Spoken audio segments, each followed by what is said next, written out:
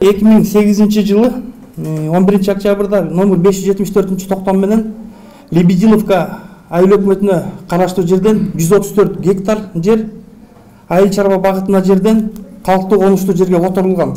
Кызыл китептерди Госрегистр тарабынан берилген. Эми өзүңүздөр билесиңер, жерлер Бишкек шаарынын тегерегинде көбүнчө жерлер басып алынган.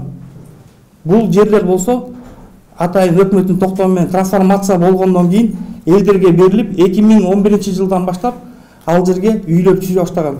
Конституциянын 20 статьясына ылайык адамдардын жалган укуктарын, эркиндиктерин чектеген мыйзамдык актыларды кабыл алууга туюу салынат деп турат.